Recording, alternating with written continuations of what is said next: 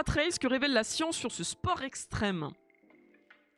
Pour la toute première fois, un ultra trail scientifique a été organisé pour étudier les effets physiologiques et mentaux de l'effort prolongé. L'étude a porté sur 56 coureurs sur un parcours de 156 km.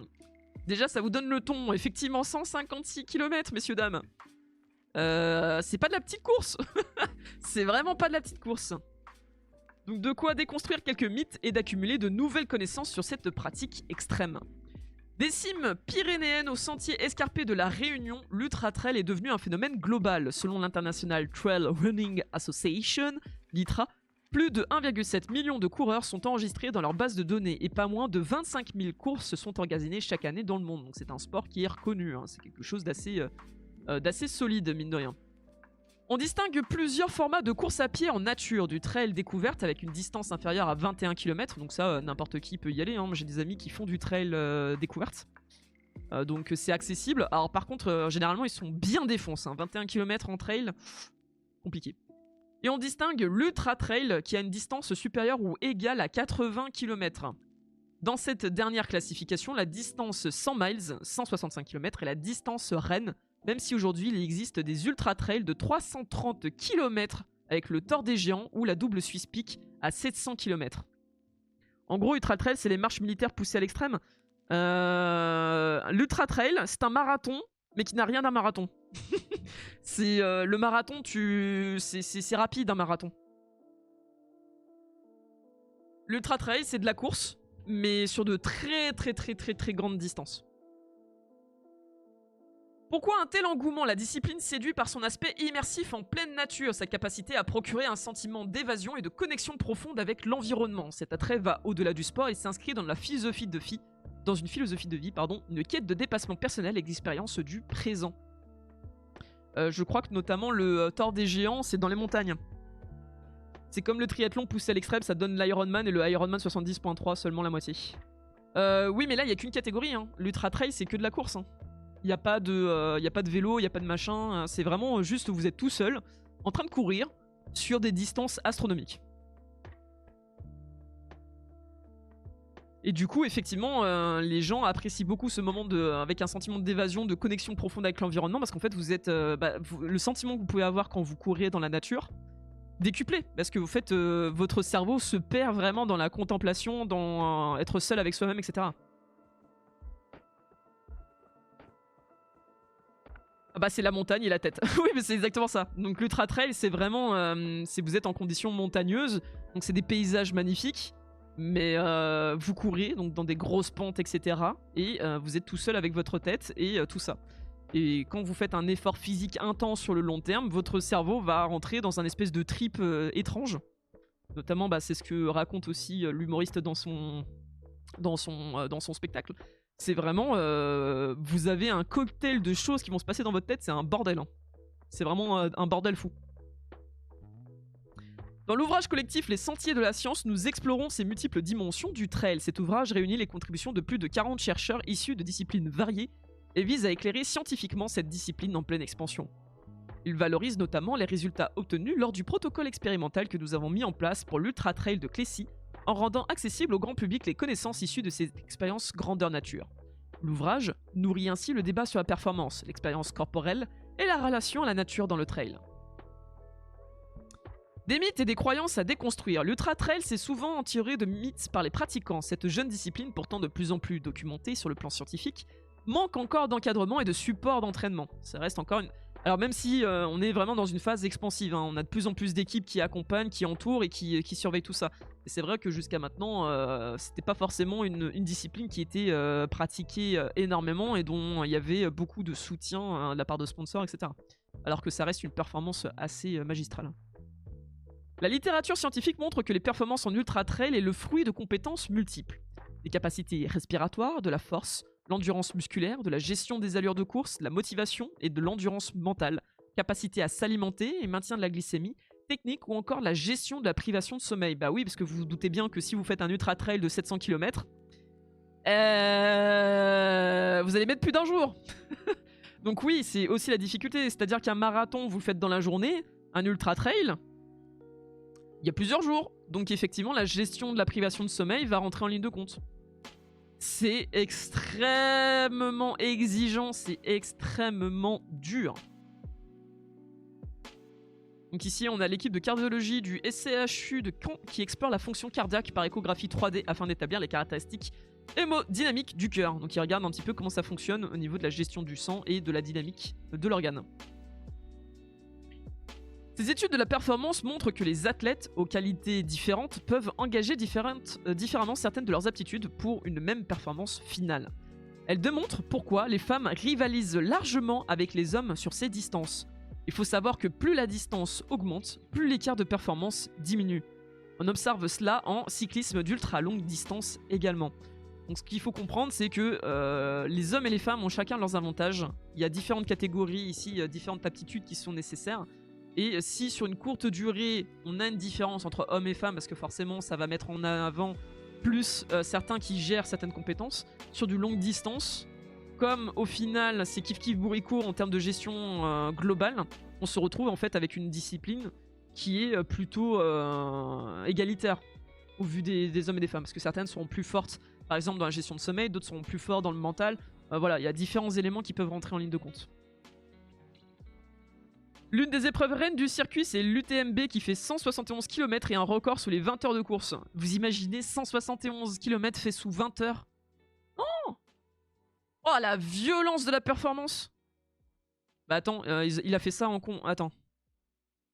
Il allait à quelle vitesse moyenne? 171 km/h et il l'a fait en 20 heures. Donc il faisait une vitesse de 8 km/h 5. Le tout autour du Mont Blanc, donc imaginez qu'il y a de la pente. Hein. Il courait à 8 km 5. Vous imaginez le rythme quand même?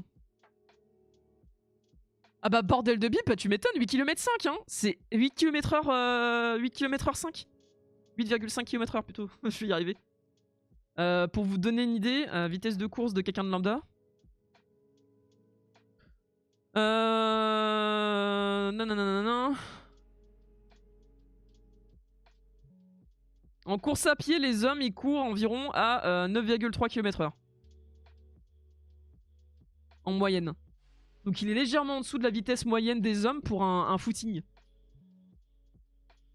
Il marche à ma vitesse de course max. Ah non, mais il va... Alors il marche pas, hein, attention. C'est un peu de la trotte. Pas forcément de la marche, hein, c'est de la... Il trottine, quoi.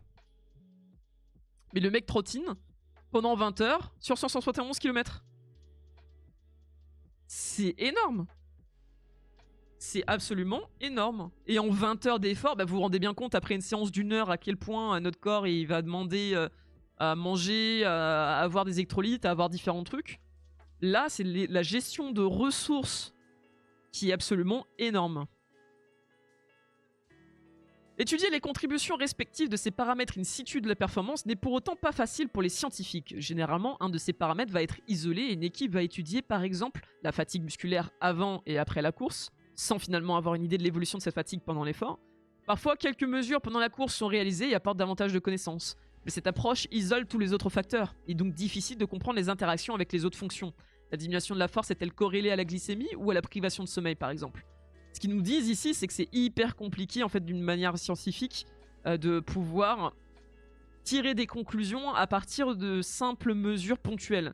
Si, imaginons, avant la course, vous faites un petit bilan de santé, vous le retrouvez à l'étape numéro 2, puis à l'étape numéro 3, puis à l'étape numéro 4, puis à la fin, ça reste quand même limité en termes de conclusion. L'idéal pour un scientifique, c'est de pouvoir suivre le coureur sur l'intégralité de la course. Parce que comme ça, en fait, ça permet d'avoir vraiment des valeurs qui suivent l'ensemble de la performance. Et du coup, on peut plus facilement trouver les liens entre les différents critères. 10 000 mètres de dénivelé positif, oui, il faut le dire, parce que c'est dans les montagnes, on le rappelle. Hein. Donc il est à 8,5 km/h, avec 10 000 mètres de dénivelé, sur 171 km. Bon. On peut saluer la performance, hein, clairement. Et il fait ça en 20 heures. Le mec est fou. L'Ultra Trail de Clécy, c'est 156 km organisé au cœur de la Suisse normande au sud de Caen, conçu comme une expérience scientifique grandeur nature, a permis de confronter ses croyances aux données factuelles. Cette course a été pensée comme un laboratoire à ciel ouvert pour étudier les effets physiologiques et mentaux de l'effort prolongé. L'étude a porté sur 56 coureurs représentant la diversité de la population présente sur un trail de niveau national. On avait des coureurs de haut niveau et des amateurs, 75% d'hommes et 25% de femmes, avec des analyses détaillées de leur glycémie, donc le taux de sucre dans leur sang, des biomarqueurs sanguins inflammatoires, le sommeil, l'hydratation, les paramètres dynamiques tendineux, donc tout ce qui va être justement au niveau des tendons, les paramètres dynamiques cardiaques et les adaptations musculaires, la température centrale, les paramètres biochimiques de la foulée, etc. En gros, partez du principe que leur étude, c'est d'étudier 56 coureurs sur l'ensemble de leurs marqueurs physiques. Ils ont trouvé le moyen de faire en fait une réplique de l'Ultra Trail avec la capacité de pouvoir mesurer l'ensemble des éléments qui vont évoluer au cours de la course. Les montres connectées et d'autres trucs du genre vont permettre d'analyser tout ça bien mieux qu'avant aussi. Coucou Tavman, oui, bah maintenant oui ça aide un peu plus.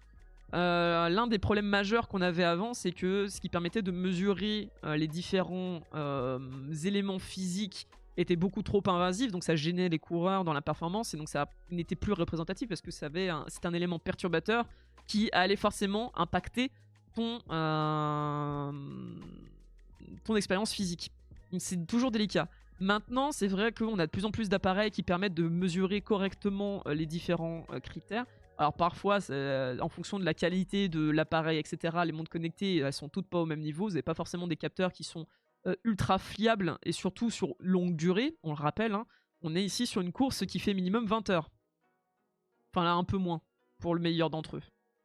Mais on est quand même sur une longue journée d'exercice physique dans des conditions qui peuvent être parfois un peu compliquées. On reste quand même en altitude avec les différences de température. Donc, c'est toujours délicat d'arriver à une mesure qui soit la plus fine possible. Mais plus on avance, plus la technologie est adaptée, moins invasive et plus précise. Quand t'as 136 électrodes branchées sur toi sur un tapis roulant, c'est pas pareil que quand t'es dans la nature à courir 20 heures. Exactement. Donc déjà qu'on est sur un sport extrême où il faut pouvoir manager ses ressources, si tu ajoutes du poids, si tu ajoutes de la contrainte, etc., bah forcément tu peux modifier le mouvement du coureur et ça peut avoir des conséquences sur sa performance. Donc évidemment les chiffres du coup en plus sont perturbés et en plus tu peux créer des risques pour la personne. Donc c'est un défi. De pouvoir mesurer correctement ça, c'est vraiment un défi. Ce protocole a aussi été un défi sur le plan technologique et organisationnel. Certaines mesures étaient enregistrées en continu, comme la température centrale du corps à l'aide d'une gélule gastro-intestinale qui envoyait toutes les minutes une donnée sur un moniteur. Qu'est-ce qu'une gélule gastro-intestinale? Grosso modo, ils ont pris un capteur, ils l'ont fait avaler à un coureur, et il s'est retrouvé directement dans l'estomac. Une gélule, vous voyez les gélules, les médicaments que vous pouvez manger, gastro-intestinale, ça finit dans l'estomac, dans les intestins, et ça permet de mesurer directement à l'intérieur les différentes données de température. Alors vous inquiétez pas, évidemment, c'est ensuite expulsé via un transit naturel. Donc ça reste dans le corps pour mesurer la température. Et ensuite, une fois que la performance est terminée, il va aux toilettes et hop, ça ressort. Donc ils ont utilisé notamment une gélule gastro-intestinale qui envoyait toutes les minutes des données sur un moniteur ou des capteurs qui sont implantés dans le triceps des coureurs, mesurant en continu la glycémie. Alors on parle de tout petits capteurs, hein. Imaginez pas la grosse baguette bien plantée dans le triceps, parce que ça, ce serait un peu compliqué pour les coureurs. Non, on est sur quelque chose de très petit et de peu invasif. D'autres capteurs positionnés sur les chaussures mesuraient les paramètres biomécaniques de la foulée, comme le temps de contact au sol, la longueur de la foulée, la puissance ou la cadence. Et on a un gilet connecté qui permet de suivre la fréquence cardiaque et respiratoire. Donc c'est moins perturbant. Au lieu d'avoir un vêtement traditionnel, en fait, ils ont un gilet qui va pouvoir être au contact du corps, très serré. Et comme il est très serré, les capteurs vont pouvoir prendre l'ensemble des éléments comme la fréquence cardiaque et respiratoire. Donc on est sur effectivement un sacré défi technologique. Il faut que ce gilet connecté reste en contact en permanence avec le moniteur, parce que si vous n'avez plus de connexion Wi-Fi ou ce genre de truc, vous n'allez pas relier les coureurs à un fil. Vous voyez ce que je veux dire? Donc il faut vraiment que ces appareils connectés puissent émettre en continu leurs informations, mais qu'en plus, le récepteur soit à portée et puisse recevoir les signaux en continu. Parce que le problème, c'est que si vous n'avez plus de connexion et que les données se perdent dans le vide, bah vous n'allez pas les inventer. Donc soit vous faites des conclusions avec la moitié des données manquantes, soit bah, vous êtes obligé de recommencer votre expérience. Donc effectivement, il s'agit vraiment d'un défi, de pouvoir récupérer l'ensemble des données et de les suivre au continu de la performance physique. Les coureurs passaient différents tests, des échographies cardiaques pour comprendre comment les paramètres cardiaques évoluaient au cours de la course, des tests devant un écran pour mesurer leur état de vigilance, des tests en réalité virtuelle pour perturber leur équilibre et comprendre comment leur système vestibulaire pouvait compenser le conflit sensoriel visuel, des tests de détente verticale pour mesurer la puissance musculaire. Donc en gros, ils ont fait passer différents tests aux coureurs, donc si j'imagine avant l'expérience, après l'expérience, et pendant, en fait, les coureurs ont droit à des pauses. Hein. C'est pas non plus 20 heures continues de course. Il y a des stands pour se réhydrater, il y a des stands pour faire des pauses et dormir. Donc, en vrai, quand on parlait tout à l'heure de vitesse moyenne de course à 8,5, c'est pas exactement ça. Ils couraient plus vite. C'est juste que, globalement, il y a quelques petites pauses par-ci par-là qui vont faire descendre le chiffre de course moyenne. L'équipe Vertex explore la cinétique de la fatigue du système vestibulaire en charge de notre perception, de notre orientation et de notre équilibre. Une tâche en réalité virtuelle permet de mettre le trailer en situation de conflit sensoriel afin de quantifier leur capacité d'adaptation et de compensation visuelle versus posturale. Ça, qu'est-ce que ça veut dire? C'est que vous avez peut-être réalisé ça quand vous avez testé la réalité virtuelle, si vous avez testé la réalité virtuelle bien sûr, c'est que nos yeux et notre corps ne reçoivent pas forcément les mêmes informations. C'est-à-dire que les yeux vont peut-être voir que notre corps bouge, alors que le corps, lui, va dire « bah non, on n'est pas en train de bouger ». Ce qui peut arriver notamment à des conflits. C'est notamment ce qui se passe dans l'espace, et c'est pour ça que généralement les astronautes, la première fois qu'ils débarquent dans l'espace, ils ont la gerbe absolue, mais juste on ne montre pas parce que c'est pas très glorieux. Mais grosso modo, c'est le même principe aussi quand vous êtes sur un bateau. C'est votre vision, lorsque vous regardez l'horizon, vous avez l'impression que rien ne bouge, pourtant votre corps est en train de bouger dans tous les sens. Il y a conflit, vos yeux vous disent on bouge pas, votre équilibre vous dit on bouge, et inversement. Et du coup, comme ils sont pas d'accord, ça va rentrer en conflit au niveau de la tête, et qu'est-ce qui va se passer? Ça veut dire, le cerveau va traduire ça en mode on est malade, on a un problème. Et le premier réflexe, quand le cerveau pense qu'il est malade, et surtout quand ça survient aussi brutalement, c'est qu'il va se dire qu'il est empoisonné. Il a mangé quelque chose de pas frais, il est empoisonné à quelque chose, et donc le réflexe, c'est de vous donner envie de vomir pour pouvoir tout simplement purger le système et dire ok, c'est pas le poison. Donc effectivement, pour un coureur de trail, on a besoin aussi de savoir comment il gère son conflit sensoriel. Parce que les yeux vont effectivement compenser aussi la stature tout au long du trail. Hein, on a un dénivelé, on a une évolution d'attitude, on a plein de choses qui vont se passer. Donc on a besoin de voir à quel point le cerveau peut s'adapter et gérer notamment ce conflit sensoriel entre le corps et les yeux.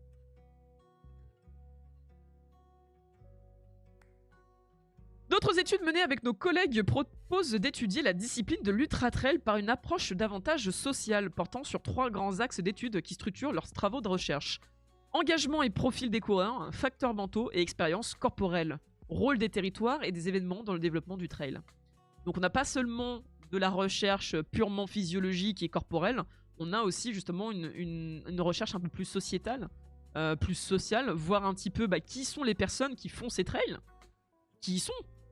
Est-ce qu'ils le font par dévotion absolue? Est-ce que c'est juste pour essayer de définir qui sont ces coureurs, d'où ils viennent.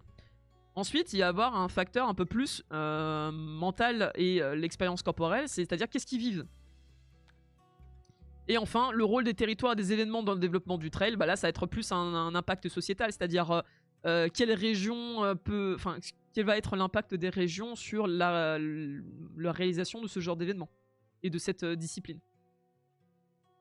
Je confirme, sur bateau, il m'a fallu 36 à 48 heures pour m'habituer. Ah, mais c'est extrêmement compliqué. Et d'ailleurs, c'est pour ça que des fois, vous pouvez entendre des conseils comme regarde l'horizon ou non, en fait, regarde la mer, etc. C'est pareil sur la route, quand vous avez le mal de voiture, on va vous conseiller de regarder peut-être plus devant parce que vous allez pouvoir voir la voiture aller à gauche, aller à droite, tourner, et notamment dans les routes de montagne. On va demander de regarder devant vous pour vous rendre compte visuellement qu'effectivement vous bougez. Comme ça, vous atténuez un petit peu cette contradiction entre votre corps qui vous dit bah non, je suis immobile dans une voiture, mais ça tourne, ça va à gauche, ça va à droite. Donc on va essayer d'atténuer cette contradiction sensorielle pour que votre corps se dise « Ah ben c'est bon, je suis pas empoisonné, je suis pas malade, j'ai pas besoin d'aller dégobiller tout ce que j'ai dans mon estomac, ça va bien se passer. » Donc effectivement, le mal de mer, c'est typiquement ça. Et dans l'espace, pourquoi vous avez le mal de mer ou envie de dégueuler? C'est que tout simplement, en apesanteur, votre système vestibulaire, qui est responsable justement de la perception de votre équilibre, il repose sur des poils. Le problème, c'est que en apesanteur, votre interaction avec votre environnement n'est plus la même, et votre sens d'équilibre est plus la même. Et du coup, visuellement, vous allez vous voir tourner, faire des trucs, etc. et bouger, pendant que votre système vestibulaire va vous dire « Bah non, tout va bien ». Et du coup, vous avez un énorme conflit sensoriel qui va arriver, à tel point que votre corps va vous dire « Putain, c'est la merde, pourquoi on n'a pas les mêmes perceptions en fonction des sens? C'est qu'on doit être empoisonné, ok, on purge ». Et ça peut être hyper violent, hein. Vous avez un astronaute qui a été envoyé dans l'espace pour une durée de, je sais plus si c'était 1 semaine ou 2 semaines, et qui a été malade sur l'intégralité de son voyage. Il a rien pu faire. Et pour la petite anecdote, je crois que d'ailleurs que son nom a donné naissance à une échelle de mesure du mal de l'espace, tout simplement. Je sais plus comment il s'appelle. Si vous êtes curieux, vous pouvez voir le documentaire Cobaye du Cosmos, où on parle justement de tous les problèmes de santé qu'on peut vivre dans l'espace, et notamment ce mal de mer. Tenir la barre aussi peut aider, oui, effectivement. Faire des actions pour faire évoluer justement cet équilibre. Parce que si tu tiens la barre, tu vas peut-être pouvoir associer la sensation de bouger la barre et le fait que ça bouge aussi sur le bateau. Il y a différents éléments qui peuvent rentrer en ligne de compte pour atténuer justement cette envie de vomir. Et c'est pour ça que conduire aussi, conduire la voiture peut aider à ne pas avoir le mal des transports en montagne.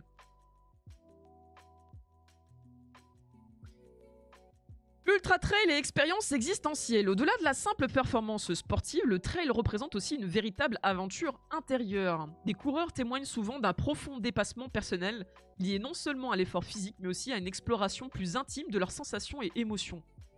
Dans notre ouvrage, cette dimension existentielle est particulièrement soulignée. Les participants racontent comment courir en pleine nature leur permet d'être pleinement attentifs à leurs sensations corporelles, comme le froid nocturne, les battements de leur cœur ou la tension musculaire. Ces expériences sensorielles intenses provoquent souvent une véritable gratitude envers leur environnement, particulièrement face aux paysages jugés spectaculaires ou à couper le souffle. On rappelle, on est vraiment dans des paysages montagneux, avec des sommets partout, les vallées, etc. Donc vous imaginez courir dans cette ambiance-là, presque dans le silence et tout, juste vous et la montagne, forcément ça déclenche des sensations très particulières. Donc à la fois vous avez l'intensité de ce que vit votre corps, la beauté du monde autour de vous, ça crée forcément une connexion très particulière. Concrètement, nous avons pu mesurer précisément comment les coureurs perçoivent ces sensations à l'aide d'un outil appelé le State Mindfulness Scale, une échelle qui permet d'évaluer à quel point les coureurs sont conscients et présents dans leur corps pendant la course. Oui, parce que ça, c'est pas forcément évident. Les résultats indiquent clairement que cette pratique améliore notablement la capacité des coureurs à ressentir intensément leur corps et à mieux identifier leurs limites physiques, favorisant ainsi une expérience enrichie et profonde du trail. Grosso modo, je pense que c'est simplement une échelle, genre ils posent des questions avec un niveau où se positionner, et c'est comme ça qu'ils voient que avec le trail, ils sont dans un état beaucoup plus conscient de leurs différentes blessures que lorsqu'ils sont au repos. Vous pouvez peut-être aller voir, je sais pas si c'est ça, mais je pense que c'est ça, ouais. Of physical activity and patient colored the passage of time, a response with ultra trail runners. Alors, qu'est-ce que ça dit?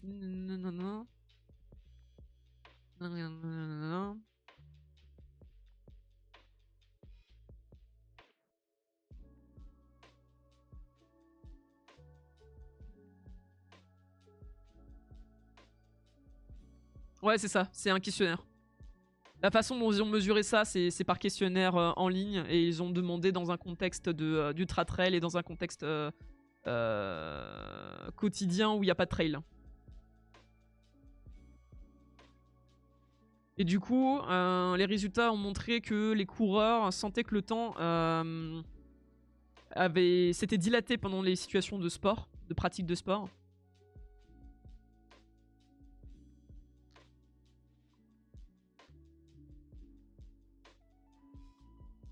Et plus la personne aime son sport et à fond dedans, plus la sensation du temps qui se dilate était exacerbée.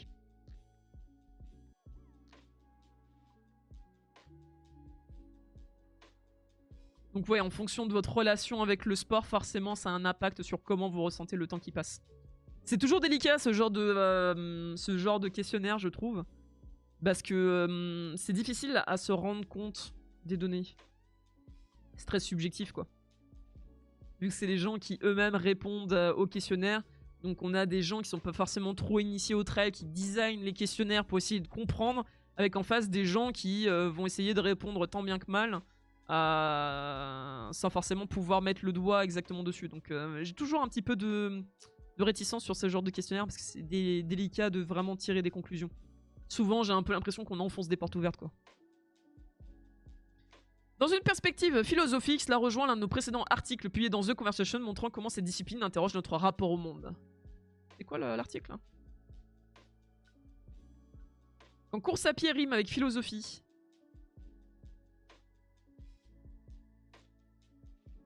On pourra aller voir juste après pour un peu compléter. Bon, on peut aller voir maintenant, cela dit, parce qu'après on va revenir sur le résumé.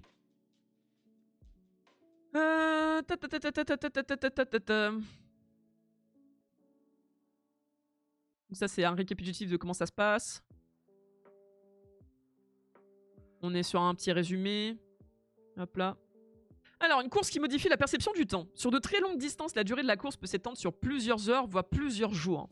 Dans ce contexte, la montre et les repères temporels habituels perdent leur pertinence. Le coureur se trouve dans un état où il doit gérer ses efforts sans trop se focaliser sur le temps qui passe. Pour gérer la douleur, la fatigue et les différents aléas de la course, comme les conditions météo, les terrains difficiles, etc., le coureur doit rester concentré sur l'instant présent pour éviter d'être submergé par l'ampleur de la tâche ou par les kilomètres restants. Logique.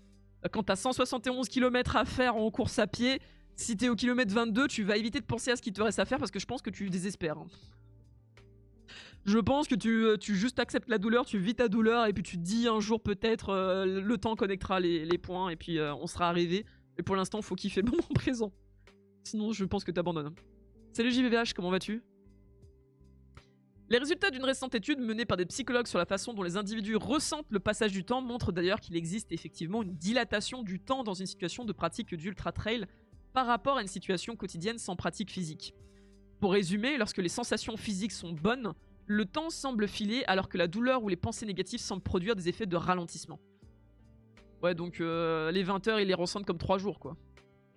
C'est vraiment des masos, hein.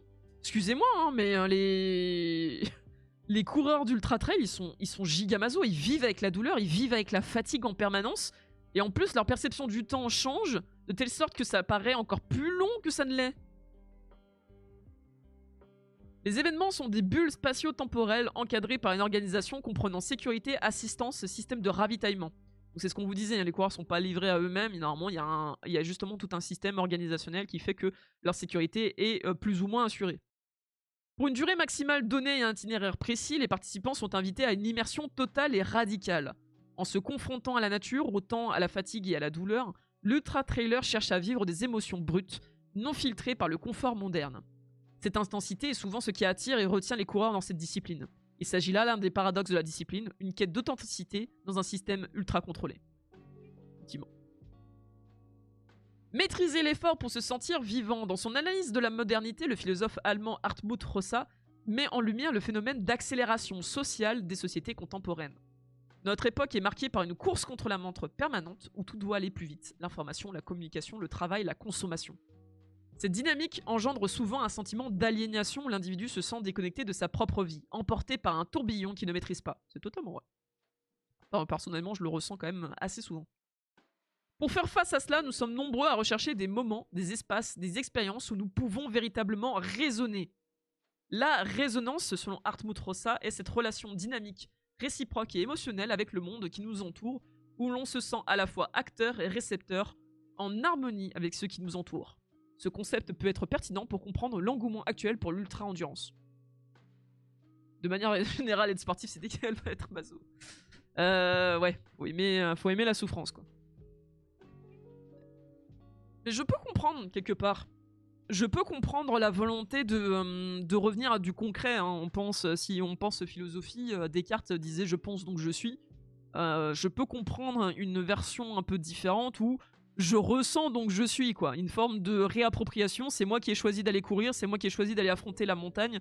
La montagne a cet effet d'ailleurs de se renouer avec le monde, de voir que bah, tout n'est pas que juste bâtiments, immeubles, etc. Que on peut vraiment avoir des choses extrêmement belles, etc. Donc il y a un combo mélangé à une chimie hormonale et tout ce que vous voulez dans le corps qui doit faire un effet boom dans la tête.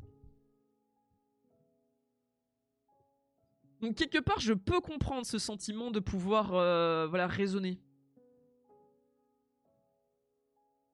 Lors d'un ultra trail, chaque pas, chaque montée, chaque descente peut être perçue par les coureurs comme une manière de se reconnecter, de se sentir vivant, vibrant, en phase avec le monde. De nombreux athlètes de renom font le récit de ces sentiments et utilisent ce lexique pour décrire ces sensations. Ah, donc on a des...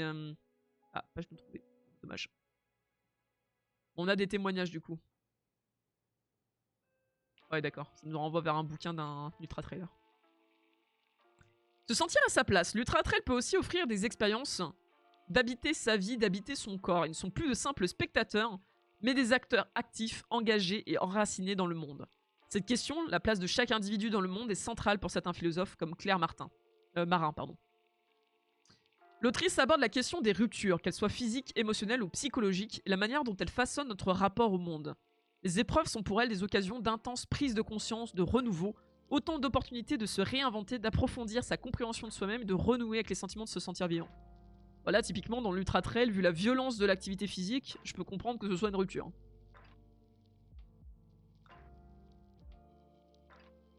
Merci Guilamarine, je pense savoir. Ouais.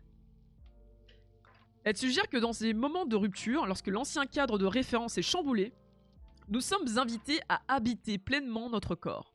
Les coureurs provoquent ces moments par des défis physiques et mentaux extrêmes, en rupture avec leur quotidien, leurs limites habituelles et parfois même avec leurs propres croyances et perceptions d'eux-mêmes.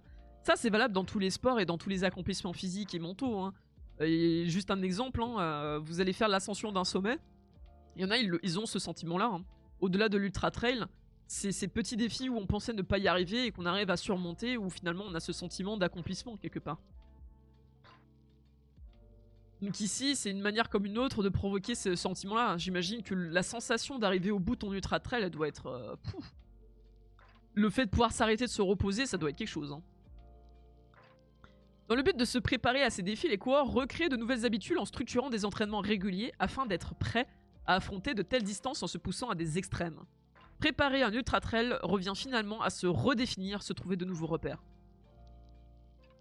L'expérience de la plasticité. L'ultra offre aussi l'expérience d'un véritable cogito corporel. Hein, je sens donc j'existe. Ah putain. Voilà, j'avais deviné à l'avance.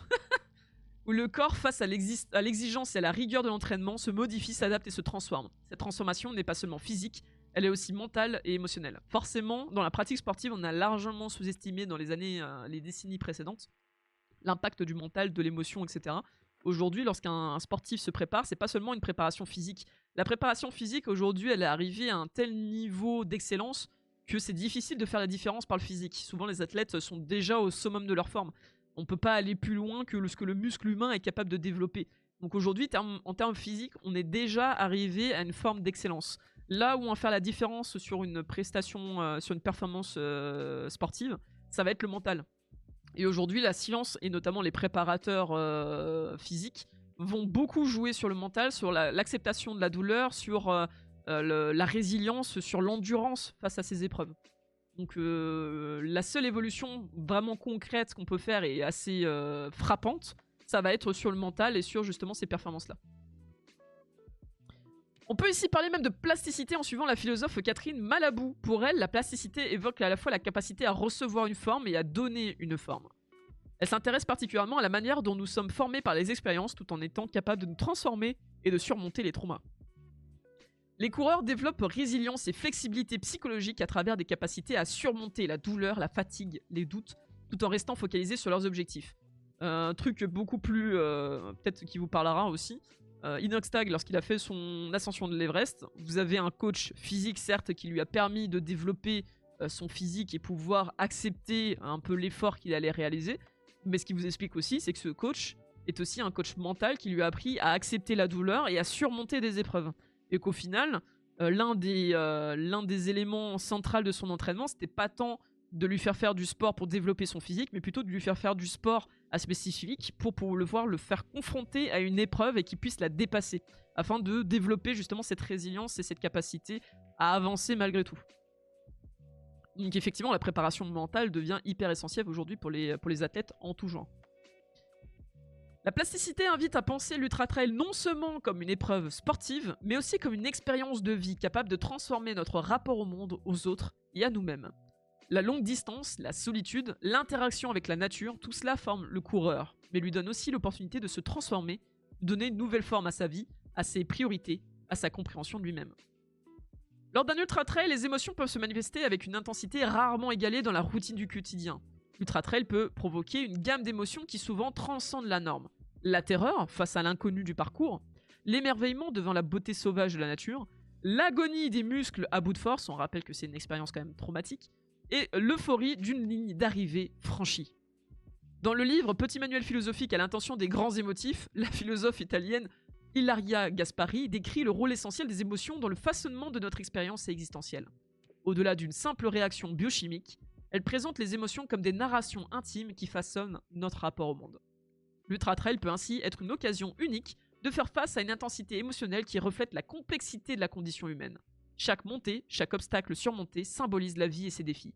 En confrontant et en surmontant ces émotions amplifiées par l'effort physique, le coureur peut éprouver une forme de catharsis, un éclairage sur sa propre existence.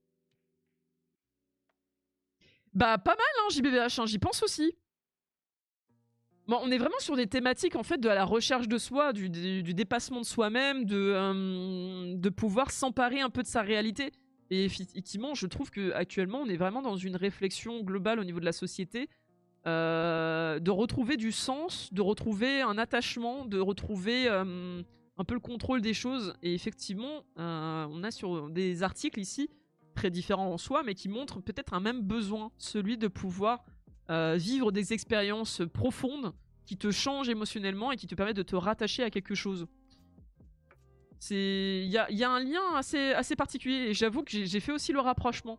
Je me dis qu'il y a peut-être quelque chose à explorer pour un docu juste sur cette connexion en fait à la réalité et à travers des expériences et d'en parler justement avec les sciences. Je trouve qu'il y a quelque chose d'hyper intéressant.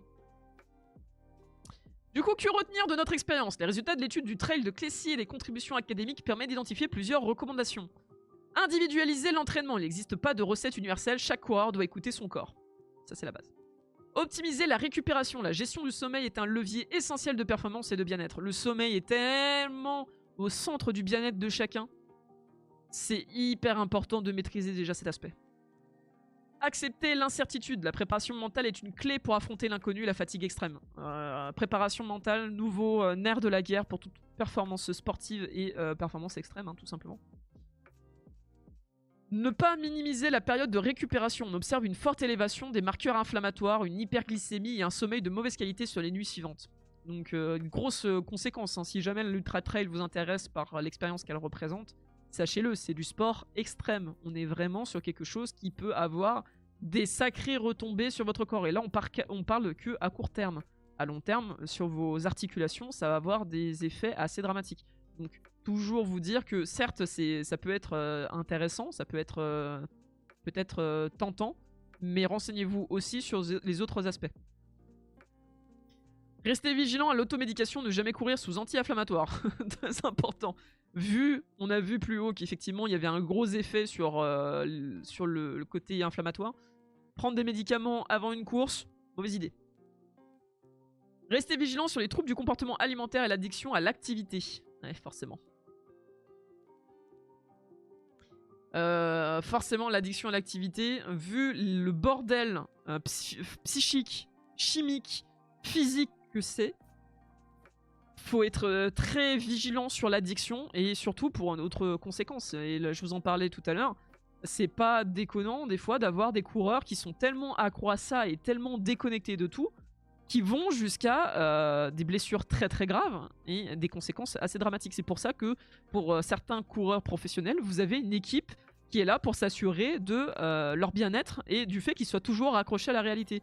On m'avait donné l'exemple sur une course où l'accompagnant avait ordonné qu'il aille se reposer, qu'il aille dormir parce qu'il était en train d'halluciner et qu'il n'avait pas du tout, il était plus raccroché à la réalité. Donc effectivement, faut faut être quand même vigilant sur cet aspect-là parce que ça peut être assez dramatique. Il peut y avoir des conséquences. L'Ultra Trail apparaît ainsi comme une école du vivant entre prouesse athlétique et exploration humaine. La science permet aujourd'hui de mieux comprendre ce phénomène tout en laissant place à la magie de l'expérience personnelle.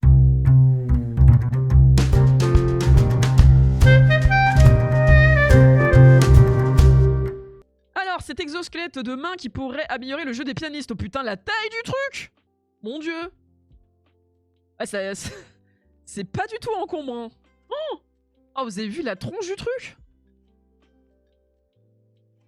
Des chercheurs japonais ont créé une solution pour dépasser l'effet plafond auquel sont confrontés les musiciens les plus expérimentés. Explication. Grâce à cet exosquelette, les pianistes peuvent effectuer passivement des gestes qu'ils n'avaient jamais réalisés auparavant, par un manque de vitesse et de dextérité. Ah oui, d'accord. Au secours? En fait, on va laisser jouer les robots à notre place, non? Secours? Les athlètes et musiciens le savent, passer un certain niveau d'excellence dans la pratique de leur sport ou de leur instrument, ils se heurtent à un effet plafond. En cause, des limitations physiques en matière de vitesse et de dextérité. Bah ça, on en parlait tout à l'heure, hein. Même niveau sportif, effectivement, on arrive à un moment où on peut pas pousser le corps plus loin que ce qu'il est. C'est-à-dire qu'il faudrait réinventer les muscles. On devrait passer en mode cyberpunk à retirer les muscles humains pour en foutre des artificiels afin de dépasser les limites de notre physique. Donc oui, on est arrivé à un plafond de verre physique, effectivement. Qu'à cela ne tienne, pour briser cette barrière, une équipe de chercheurs japonais a mis au point un exosquelette de main robotique permettant d'augmenter les compétences des pianistes professionnels.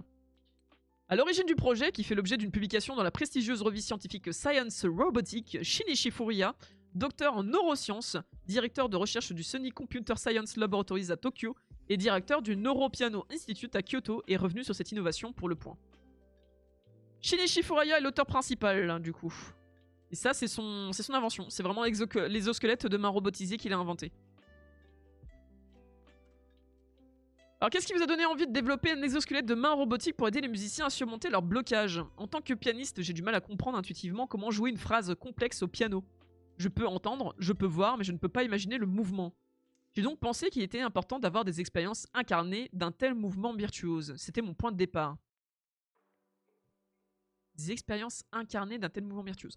Ah, il a voulu qu'un appareil lui permette de ressentir le mouvement, c'est ça?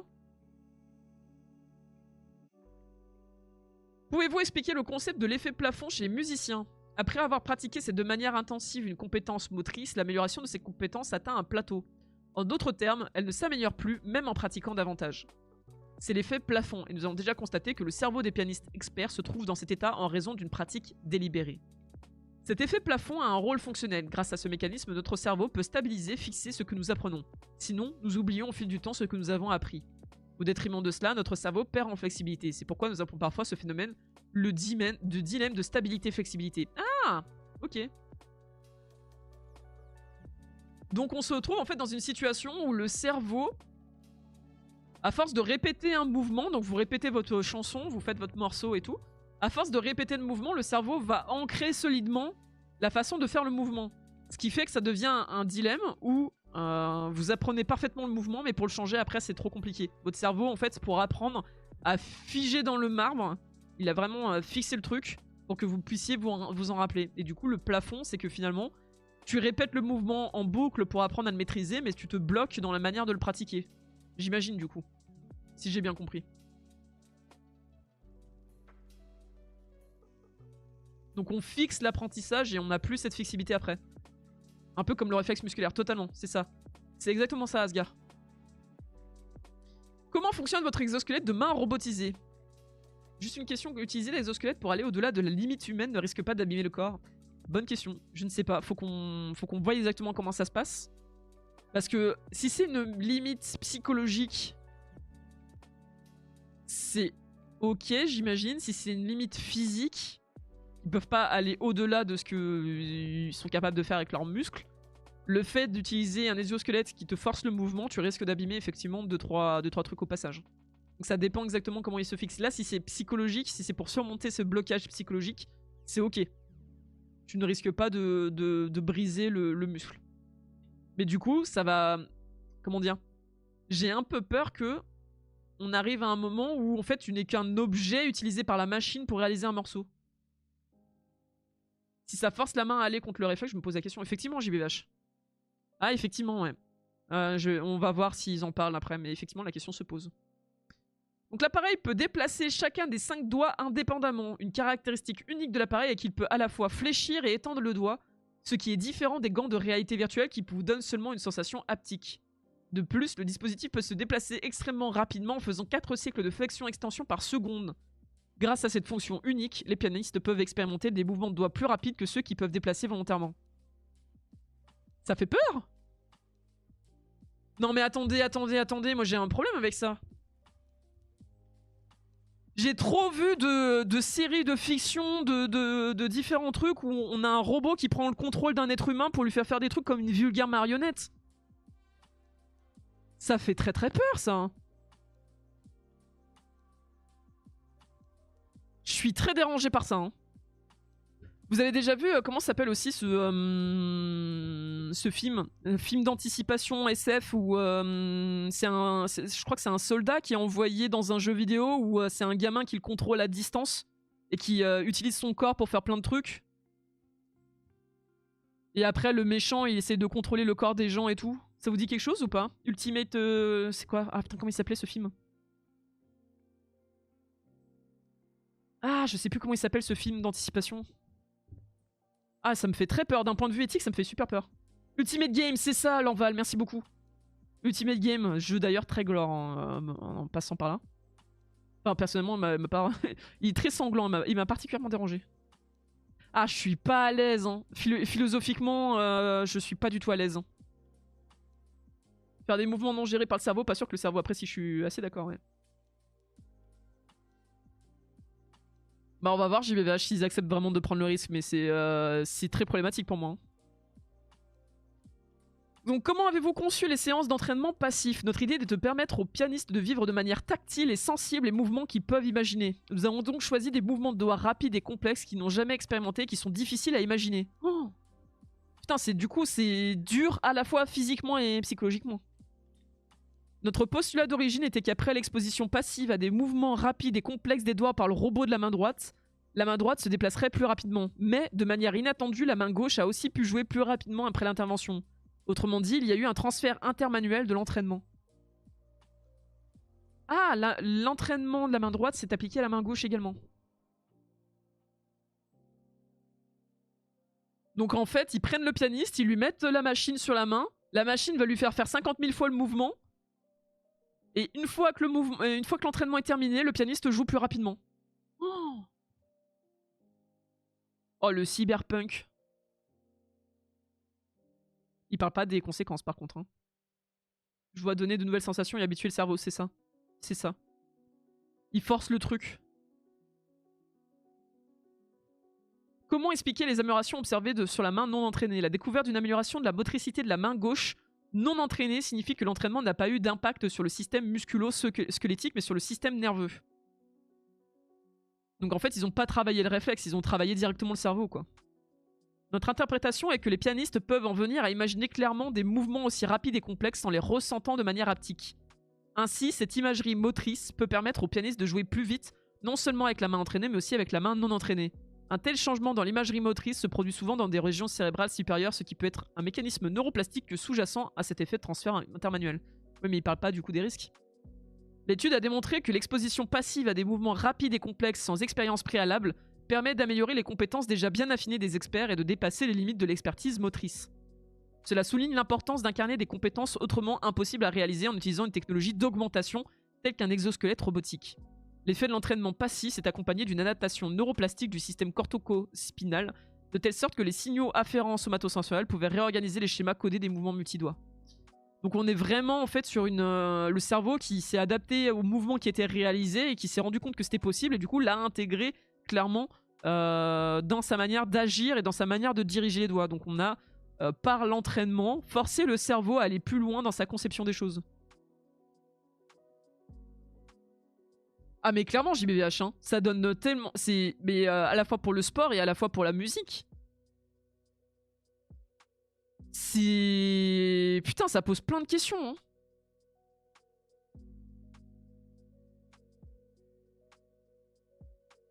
En gros, c'est dire au cerveau, t'as vu, c'est possible. C'est exactement ça, Asgard. C'est dire au cerveau, t'as vu, c'est possible. Et du coup, il il va plus loin que là où il irait juste par ton entraînement naturel. Prochain objectif des savants fous, utiliser sur des gosses au cerveau malléable afin de les habituer à des mouvements et une rapidité au-delà des normes. Tu sais à quoi ça me fait penser, JBH? Des enfants soldats. Les enfants sont ceux qui ont le cerveau le plus malléable et le plus... vous avez le plus gros potentiel d'apprentissage durant votre période d'enfance. Imaginez qu'on les augmente avec un exosquelette qui leur apprend les différents arts martiaux, les différentes façons d'utiliser leur corps. Oh putain! Oh, le scénario de SF. Parce que là, c'est pour faire de la musique. Mais alors déjà, ça pose plein de questions sur la pratique du piano et sur ce qu'on est capable de faire avec notre corps. Mais ouais, c'est flippant, ça. Hein. Bah, l'humain 2.0, ouais, il va être augmenté de toutes parts. Mais du coup, ça pose aussi un sérieux problème derrière entre tout ce qu'on voit, tout ce qu'on développe actuellement. Sous prétexte de faire un humain meilleur, on fait un humain qu'on va totalement diriger dans un sens qui nous plaît, quoi. Ah, c'est très dérangeant. Très, très, très dérangeant. Ces technologies pourraient-elles avoir des applications au-delà de la musique, par exemple dans la réadaptation des personnes souffrant de déficience motrice? Oui, c'est très intéressant pour la rééducation. Les personnes ayant eu un AVC, la dystonie, les lésions de la moelle épinière. Il y a beaucoup de cibles potentielles. Nous avons lancé un projet de collaboration pour la rééducation de l'AVC en utilisant ce dispositif. Sur ce point, je trouve que c'est assez intéressant. Parce que les conséquences d'un AVC sur la mobilité d'un être humain, sur tous ces problèmes de mobilité, etc., même des personnes qui ont certains cancers, etc., ça peut être très intéressant d'un point de vue de santé, de réappropriation, etc. Des personnes qui ont subi des grosses opérations et qui doivent réapprendre à utiliser leur corps, ça peut être intéressant pour eux. Après, avec l'hérédité, les enfants auront cette capacité naturelle. Ça marche pas aussi facilement, Asgard. On sait pas si... on parle ici de plasticité cérébrale. Comme le pianiste qui fait un enfant va pas transmettre ses techniques de pianiste. Il va lui transmettre peut-être une capacité à être plus sensible, etc. et une plasticité plus énorme. Mais si l'enfant ne pratique jamais de piano et n'apprend pas, il ne sera pas... il pourra pas se développer comme l'a fait son parent. Faut pas confondre entre bagage héréditaire et plasticité qui est acquise avec l'expérience, avec la pratique et avec l'environnement. Même si c'est loin d'être aussi certain et aussi verrouillé, il y a toujours un petit peu de subtilité là-dedans, mais c'est pas aussi facilement transmissible. Cet outil pourrait-il servir à augmenter les humains dans leur utilisation d'autres instruments ou même à des compétences non musicales qui nécessitent un contrôle moteur fin? Oui, nous pensons que c'est utile pour les joueurs de cordes également. On peut aussi imaginer de nouvelles pistes pour améliorer les capacités motrices dans d'autres domaines, comme la chirurgie, l'e-sport ou l'artisanat. Oh là là là là, l'e-sport, ça y est, les joueurs vont avoir des exosquelettes pour appuyer plus vite sur la touche! Oh mon dieu!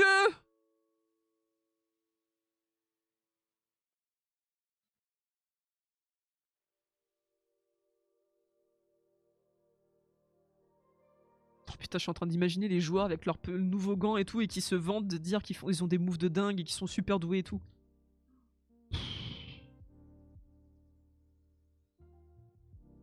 Bien sûr, à ceux qui ont les capacités, qui ont l'argent pour acheter ce genre de choses, évidemment. Oh, je suis blasé. Ça m'a blasé. Quelles sont les limites de cette étude? Comme nous avons examiné qu'une seule partie du cerveau, le cortex moteur primaire, à l'aide de la stimulation cérébrale non invasive, nous ne savons pas quelles autres régions du cerveau participent à cet apprentissage moteur, ce qui nécessite une étude à l'aide de l'EEG et de l'IRM fonctionnel. Et ils sont pas allés voir directement au contact, quoi. Ils ont fait la surface. Salut ABCS, comment tu vas? La forme? Là, j'ai perdu parce que j'ai mal réglé mon gant. De ce fait, nous n'avons pas pu obtenir de preuves neurophysiologiques directes expliquant le transfert intermanuel. C'est l'objectif de nos futures études. Aïe, aïe. Quelle a été la réaction des pianistes ayant participé à l'étude? Bonne question! Comment voyez-vous l'impact de ces technologies sur la carrière des musiciens à l'avenir? La réaction des pianistes a été commune. Tout d'abord, ils commencent tous à rire en expérimentant le mouvement de manière passive. Puis, lorsqu'ils jouent du piano après l'exposition au mouvement passif, ils disent « Je sens mes doigts bouger légèrement ». Certains pianistes ont également mentionné qu'ils pouvaient imaginer comment bouger les doigts qui guident les mouvements. Il n'allait pas dire qu'ils étaient tristes ou qu'ils étaient contre ou qu'ils étaient... Ouais, pourquoi je suis pas étonné? Bah forcément, il parle des pianistes qui ont accepté de tester le truc. Donc ça veut dire que c'était des pianistes qui étaient déjà intéressés par le pitch de base et qui du coup qui étaient intéressés pour améliorer leurs compétences. Donc on est déjà sur une psychologie de l'artiste qui est quand même vachement orientée. Hein. Comment ça va B16 ? Pareil pour ce soir ? À l'avenir, nous pensons que les pianistes pourront se concentrer davantage sur les aspects artistiques de la pratique plutôt que sur son aspect physique en utilisant une telle formation. Nous pensons aussi que nous pouvons prévenir les blessures en tirant parti de ce type d'entraînement, car nous n'avons pas besoin d'utiliser nos muscles pour améliorer cette compétence. Pouah.